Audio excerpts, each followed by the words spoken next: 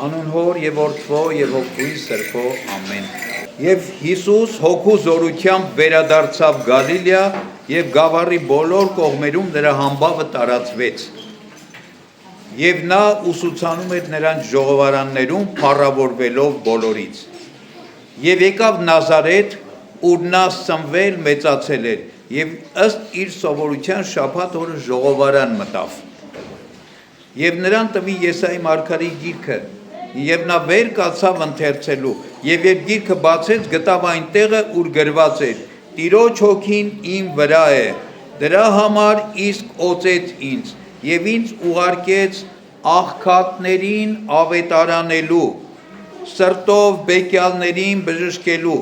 գերիներին ազատում քարոզելու եւ կույրերին տեսողություն, կեղեքվածներին ազատ արձակելու, Տիրոջը ընդունելի տարին հռչակելու։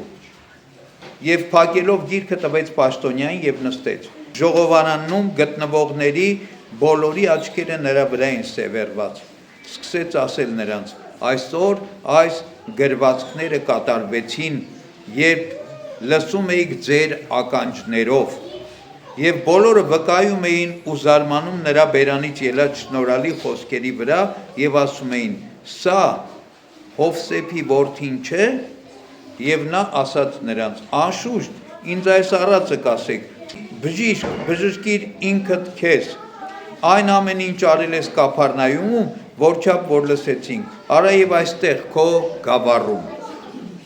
Մեր Տեր Հիսուս Քրիստոս ժողովարանում հրյաների Կափառնայում քաղաքում ընթերցեց Եսայի մարգարեից այն հատվածը, որ իր մասին էր, մարգարեական հատվածը, մեսիական մարգարեություն, Քրիստոսի մասին մարգարեական հատվածն ընթերցեց, որտեղ ասում է. Տիրոջ հոգին իմ վրա է, եւ ինձ օծեց եւ ուղարկեց իր առաքելությանը, աղքատներին ավետարան քարոզելու, սրտով բեկվածներին բժշկելու, կապյալներին արձակելու, Տիրոջ ընդունելի տարին հռչակելու։ Մեր Տերը Հիսուս Քրիստոսը կոչվում է օծյալ։ Քրիստոս բառը հենց օծյալ է նշանակում։ Եվ այստեղ խոսում է այդ մասին։ Ինչ է օծումը։ Օծումը աստվածային Սուրբ Հոգու շնորհների հեղումն է մարդու վրա։ Եվ ասում է. Տիրոջ հոգին ինձ վրա է, եւ ինձ օծեց եւ ուղարկեց աշխարհ այդ առաքելությունը իրագործելու համար։ Եվ հրյաները միշտ փնտրում էին Քրիստոսին կամ իրենց լեզվով ասած Մեսիային։ Քրիստոսը հունարենն է, եբրայերենը Մեսիան է, հայերենի թարգմանված օծյալն է։ Ուրեմն փնտրում էին օծյալին, որը խոստացված էր Աստծուց, որ օծյալը պիտի գա, Տիրոջ օծյալը պիտի գա եւ ձեզ պիտի փրկի։ Իհարկե, հրյաները այդ փրկությունը այլ կերպ էին հասկանում։ Հրյաները հասկանում էին, որ պիտի գա իրենց թագավորությունը, իրենց կործանված թագավորությունը վերահաստատի, իրենց ազատի հռոմեական լծից, հռոմեական գերությունից եւ Իսրայելի պետությունը վերահաստատի, ես էին հասկանում Քրիստոսի առաքելությունը իրենք։ Բայց Քրիստոս չէր եկել հրյաներին փրկելու, Քրիստոսն եկել էր ողջ աշխարհին փրկելու։ Եվ իր առաքելության մասին էստեղ է խոսում։ Ասում է. ինձ ուղարկեց աղքատներին ավետարան քարոզելու, սրտով բեկվածներին բժշկելու, գերյալներին ազատելու, կույրերի աչքերը բանալու եւ Տիրոջ ընդունելի տարին հռչակելու։ Մեծ առումով, բացարձակ առումով օծյալը Քրիստոսն է, բայց օծյալ ենք մենք բոլորս նաև, որովհետև երբ մենք մկրտվեցինք, մեզ օծեցին, եւ քահանան վերջում մի աղոթ կանում ամեն մկրտվածի վրա, ասում է խաղաղություն քեզ, փրկյալը Աստծո, այսինքն Աստծով փրկվածդ, եւ խաղաղություն քեզ օծյալը Աստծո, այսինքն ամեն մի մկրտված Աստծո օծյալ է, որովհետև Սուրբ Հոգու շնորհները ստացավ Մերոնի օծումով։ Ամեն մի հոգևորական կրկնակի օծյալ է, որովհետև բացի են, որ որպես ինքը քրիստոնյա օծվել է իր մկրտության ժամանակ, մի հատ էլ օծվում է ձեռնադրության ժամանակ։ Բոլոր քահանաները, եպիսկոպոսները մի անգամ եւս օծվում են, այսինքն եռակի օծված են, որովհետև մեկ էլ օծվում են իրենց եպիսկոպոսական ձեռնադրության ժամանակ։ Հայրապետը կաթողիկոսը 4 անգամ է օծվում, մեկ էլ օծվում է իր հայրապետական ձեռնադրության ժամանակ։ Այսինքն բոլոր քրիստոնյաները օծվածներ են։ Երբ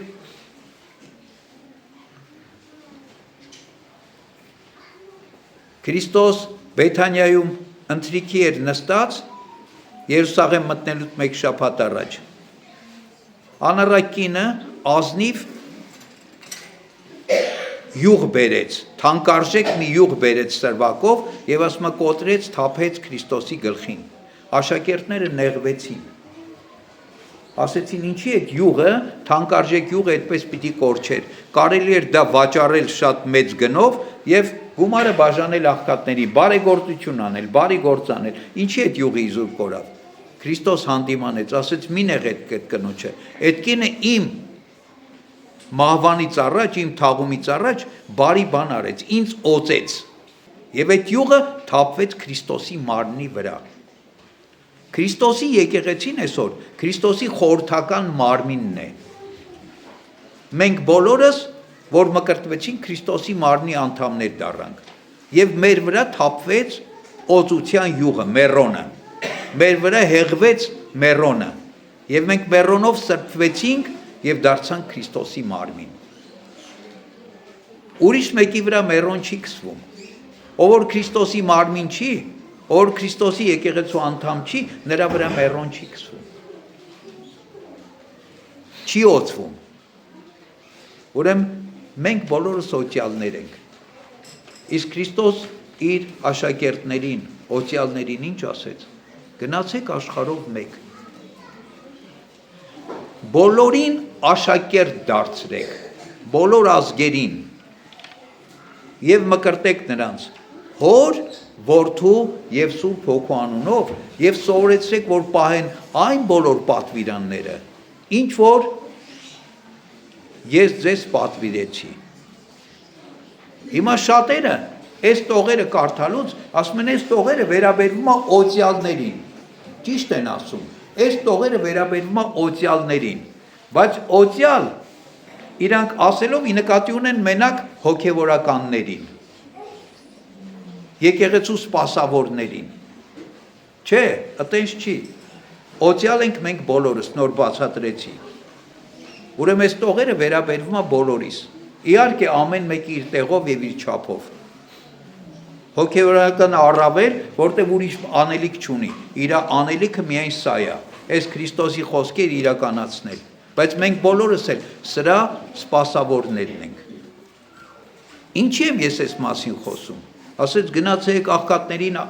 Քրիստոսն ասում է, եկա որպեսզի աղքատներին ավետարան քարոզեմ, մեզ էլ է վերաբերվում, մենք էլ պիտի անենք։ Սրտով բեկվածներին մխիթարենք, էդ էլ պիտի անենք։ Կույրերի աչքերը բացենք, ովքեր չեն տեսնում Աստծո լույսը, աչքերը պիտի բացենք։ Մեղքի գերության մեջ գտնվողներին մեղքի գերությունից պիտի ազատագրենք։ Ազատվելու ճանապարհը պիտի ցույց տանք։ Տիրոջն ընդունելու տարին պիտի ծանուցենք, հայտարարենք, ազդարարենք։ Բոլորս պիտի անենք այս ամեն ինչը։ Անտարբերությունը մեր չարիքների գլխավոր պատճառն է։ Այսօր մենք շատ անտարբեր ենք դարձել ամեն ինչի նկատմամբ։ Ինչ կորցնում ենք, անտարբեր ենք։ Քանի իմ տանը, իմ մարմնին, իմ գրպանին մի բան չի կպել, ինձ չի վերաբերվում այդ ամեն ինչը։ Հայրենիք կկորցնենք, ինձ ինչ։ Արցախ կկորցնենք, ինձ ինչ։ Եկեղեցի կկորցնենք, ինձ ինչ։ Թասիվ, նամուս, պատիվ կկորցնենք, ինձ ինչ։ Կարևորը իմ եկամուտը չպակասի, իմ հաճույքը, իմ վայելքը չպակասի, իմ նյութական բարեկեցությունը իր տեղը մնա, մնացածը ինձ ինչ։ Մի մարդու ֆերմայում ապրում էին կովը, հավը, ոչխարը եւ մի հատ էլ մուկ։ Մի օր էս ֆերմերը մկան թակարդ լարեց, մուկը եկավ կովին, հավին եւ ոչխարին ասեց եղբայրներ, այս ֆերմերը թակարդ է լարել, մկան թակարդ է լարել, որ ինձ բռնի։ Այս երեքը ասեցին մեզ ինչ, քո խնդիրն է։ Անտարբեր մնացին մկան վշտի հետ։ Ինչ եղավ, մուկն էլ գնաց միտեղ թաքնվեց, սկսեց հետևել, ինչա տեղի ունենալու։ Մի հատ օձ եկավ ընկավ այս թակարդի մեջ։ Ֆերմերի կինը ուզեց օձին թակարդից դուրս գցի, ձեռքը խայթեց, թունավորվեց, բժիշկն եկավ, ասեց բուլյոն պիտի ուտի։ Հավին մորթեցին, բուլյոն արեցին, որ այս կինն ուտի։ Հիվանդացավ այս կինը։ Մարդիկ եկան տեսության, հյուրեր եկան, ոչխարին մորթեցին, որպեսզի հյուրերին հյուրասիրեն։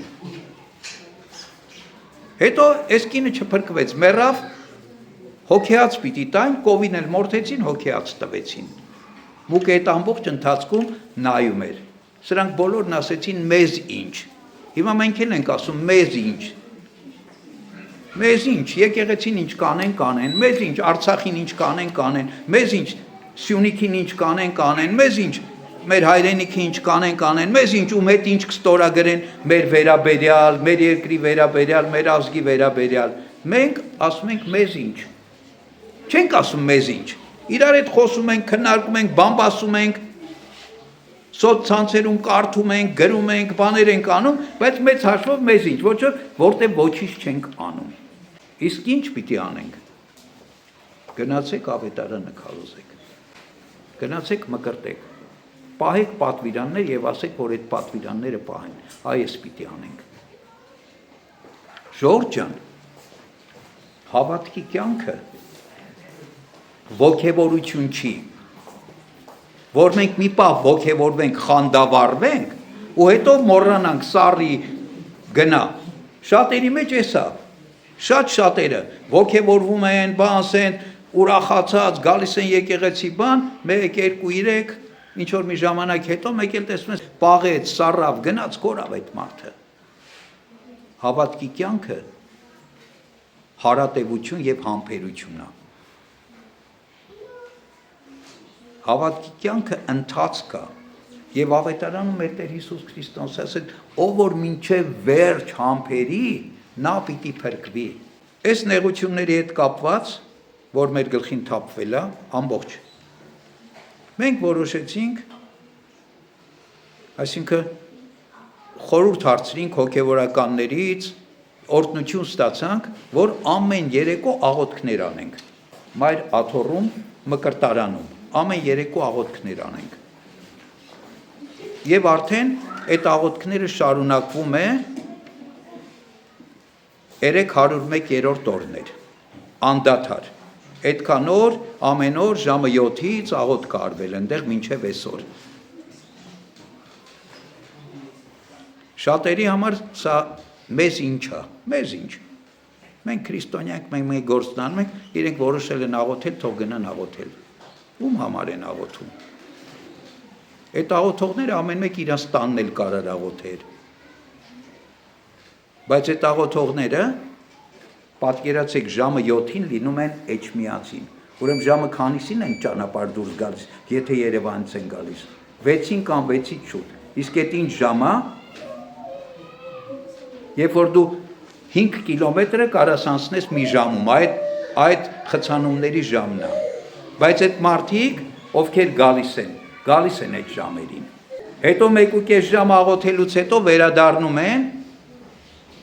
9-ից մի քիչ պակաս, 8:30-ից 9-ից մի քիչ պակաս վերադառնում է, մինչև Էջմիածնից հասնում են Երևան կամ իրենց տներն են գնում, դառնում է 10-ի մոտերը։ Եվ ամեն օր։ Եվ այստեղ շատերը մեր համայնքից հատկապես, որտեղ մենք ենք գնում, մեր համայնքից շատերը ոգևորվեցին, 2-3 անգամ եկան, մի քանի անգամ եկան բան, ու այդ ոգևորությունը մարեց։ Բայց աղոթքը չի մարելու։ Աղոթքը պիտի շարունակվի, որտև այս խնդիրը ոգևորության խնդիր չի։ Ես այս փոքր օրինակը բերում եմ մեծը հասկանալու համար։ Մեր կյանքը ոգևորության վրա պիտի հիմնված չլինի։ Մեր կյանքը պիտի հիմնված լինի հաստատուն հավատքի վրա, հարատևության վրա, համբերության վրա, որտեղ պիտի համբերելով, հարատևելով, հավատքով ընթանանք առաջ։ Էսա ասեմ շատ-շատերը, բայց փոքրաթիվ մարդիկ կան, որոնք հավատարմորեն գալիս են։ Ասեմ մեջները մարդիկ կան, կանայք կան, ոչ մեքենա ունեն, ոչ բան ունեն, գործից հետո, չգիտեմ, քաղաքի ո՞ր ծայրից, տրանսպորտներով, 2-3 ժամ կորցնելով, չարչարվելով, բան, այդ տրանսպորտի դժվարին վիճակի մեջ գալիս հասնում են։ Կան այդպիսիները։ Կան մարդիկ, որոնք էլի Աստված իրենց օրհնի։ Իրենք իրենց համար որոշել են, որ իրենք շաբաթը մի օր կարան գան, շաբաթը մի օր գալիս են, բայց հարատև գալիս են։ Այդ 3.5 ամսվա մեջ, գրեթե 4-րդ ամսվա մեջ են հարատև մարդիկ գալիս են աղոթելու։ Բայց շատերի համար սա ուղղակի մի բան էր, այսպես, բա ո՞նց պիտի լինի։ Բա գնացեք, քարոզեք, գնացեք, ավետարանեք, գնացեք, օգնեք, բա տենց անտարբերության բուր կհասնենք։ Մեզ չի վերաբերվում։ Բա ի՞նչն է մեզ վերաբերվում։ Մենակ մկանն է վերաբերվում, որտեվ թակարդը մկան համար էր։ Չէ, թակարդը մեր բոլորի համար է։ Մենք հերթով այդ թակարդի մեջ ենք ընկնելու։ Ոնց որ հավը ընկավ այդ թակարդի մեջ, ոնց որ ոչխարն ընկավ այդ թակարդի մեջ, ոնց որ կովն ընկավ այդ թակարդի մեջ, բայց մուկը չընկավ։ Ավետարան խոսում է, չէ, էշի եւ ջրհորի մասին։ Ասում է, եթե էշը շաբաթ օրով ընկնի, ջրհորը չես գնա հանես։ Ուրեմն մի մարդու էշ ընկնում է ջրհորը, ցամաքած ջրհորի մեջ։ Եվ էշը ընկել է ջրհորը, ինչ պիտի անի, զռռում է ջրհորի միջից։ Մարդը գալիս է նայում է, խորը ջրհորը, ընկել է էշը մեջը զռռում է, էշին հանել չի լինի, ինչ պիտի անի։ Դե մի 2-3 օր պիտի զռռա մինչև սատկի ջրհորի մեջ։ Ասում է, մեղք է էս էշը։ Բեր հողը լցնեմ վրան, էս էշին թաղեմ ջրհորի մեջ, որ շատ չտանջվի էշը, համել չզռռա։ Սկսում է վերևից, բա ով հողը լցնել ջրհորի մեջ, որ էշին թաղի։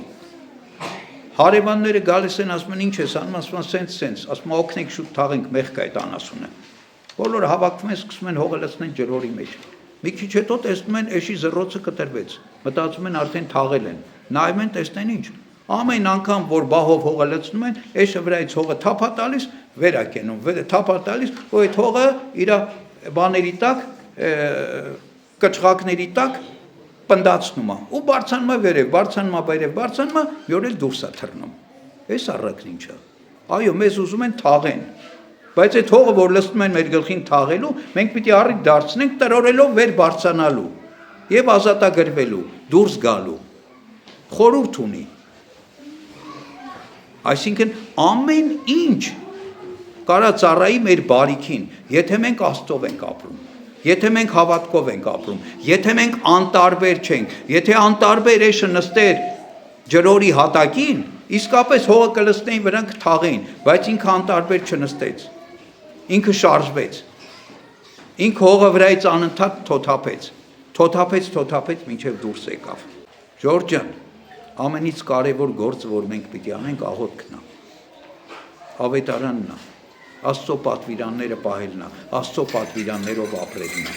Երբ որ մենք այդպես լինենք, երբ որ մենք հավատարիմ լինենք Աստծուն, Աստված ամեն ինչ կանի մեզ համար։ Ասում է, ինչի եք հոգանում, թերահավատներ, դուք մի բան խնդրեք, Աստծո արքայությունը եւ Աստծո արդարությունը, մնացած ամեն ինչ տրվելու է ձեզ, ով է տալու, Աստված է տալու։ Բայց մենք ես չենք փնտրում Աստծո արքայությունն ու Աստծո արդարությունը։ Մնացած ամեն ինչն ենք փնտրում։ Դրա համար էլ ոչ են ունենք, ոչ էլ են ունենք։ Գալիս է մի իմաստուն ծերի մոտ, ասում է, հայր, գիտեմ, տարիների վեր գիտեմ, որ դու շատ իմաստուն մարդ ես, եւ դու կարող ես կյանքում շատ մեծ հարստություն ունենալ։ Ինչու այդ մասին չես հոգում կամ մտածում։ Ծերն ասում է, ինչ որ ինձ պետք է այս կյանքն ապրելու համար, ես ավելիով ունեմ, ինչի սա պետք։ Բայց ասում է, եթե ավելի շատ բարիքներ ունենաս, դա չի խանգարի կյանքում։ Բարիքը միայն լավ բան է, Դու կարող ես ավելի շատ բարիք ունենալ քո իմաստությամբ, քո խելքով։ Ձերն ասում է լսիր տղաս։ Երբ ճամփորդը ճանապարհ է գնում, ճանապարհին ինքը կարա անդադ բարիքներ հավաքի։ Շատ բարիքներ կարա հավաքի, բայց ամեն անգամ մի բարիք հավաքելուց ինքը իր բեռը ծանրացնում է։ Եվ ինքը սկսում է ավելի դժվար գնալ։ Ինչքան շատ է հավաքում, այնքան շատ է կքում այդ բեռան տակ եւ այնքան դժվարությամբ է ինքը առաջ գնում։ Ի վերջո ասում է, երբ հասնում է ճանապարհի վերջին, այնտեղ էլ մի հատ պատ կա, որը ոչ քանդելը հնարավոր, ոչ էլ շրջանցել, պիտի այդ պատի վրայով անցնի, իսկ բեռներով չի կարա այդ պատի վրայով անցնի։ Ուրեմն այդ վերջի պահին էլ այդ բոլոր հավաքած բեռները պիտի թողնի տեղ, որ կարողանա այդ պատի վրայից անցնել։ Բա ինչ իմաստ ունի հավաքելը։ Բա ինչ իմաստ ունի ծանրացնելը կյանքը, եթե մի օր պիտի այդ ամեն ինչը թողնես, որ կարողանաս այդ պատը հաղթահարել։ Հիշենք,